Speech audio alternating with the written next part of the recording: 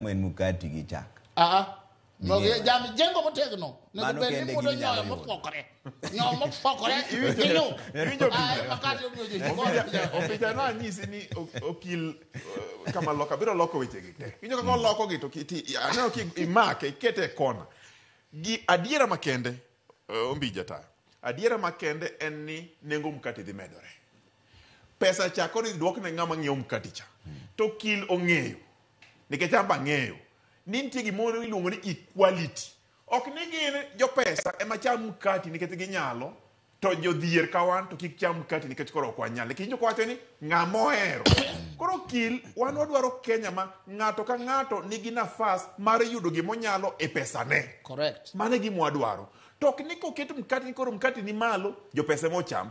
Gima nyaka timre en ni nyaka wang'i gima oganda wadwaro. Jopiny wachango. Jopiny wacho ni wambe wasetiyo matek ahinya. Mkati ni okunwa chame chieng' Christmas kende. Okunwa chame kawelo kende. Joweda ting'eni ano chame oketo blue band kanyo, oketo jam kanyo, to oketo peanut butter kanyo, to riwe adek. Bas, mano breakfast. Iluongo ni brunch. Dongi. Donki mane gimutimo. Koro wadwa nyisu rabuon muwaongo. Nyaka wacham mkati muchamo ni. To kodwa chame nyaka wang'iewe e nengo mowinjore ombija. Nengo mowinjore en ni nyaka odog piny. Namba 2, wan chulo ushuru ni to amorgo. Nikech kanye kuma yude pesa kaka Kenya madhi dino buche ma okil gi ringe gi mtokni matiende gi ang'wen madongo ka. To ka wadhi choko pesa cha, to nyaka wachoke e yo ma ok wahinyre.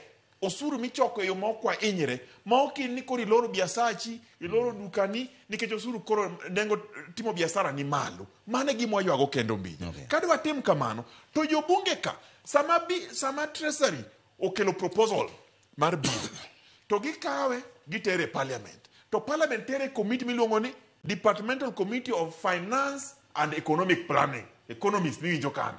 Planning. Koro joka kawe kacha to committee tere miluongo ni public participation. Ei public participation sani mano rumo koro gidwa invite stakeholders. Kanye makoro anadwaro koro Ramogi Jwang. Dhiuru joma nondiko memorandum ka. Tu konwa bunge ni gimuneno. Mkati biro dhi malo, kik dhi malo. Digital content ya pesa dhi malo, rowere biro koso tich, kik dhi malo. Weche mag M-Pesa makoro ung'iyo ni rates biro dhi malo, kik dhi malo. Gigo duto te kusewacho to ka gidagi. Okil, ka gidagi. Ka utamoru jobunge ni ok uloki, to bende nwana mana kaka watimo. Udo kendara. Anawacho kamano. Okil wapenjie gimoro achiel. Kawuono. Yes. Jo Kenya Association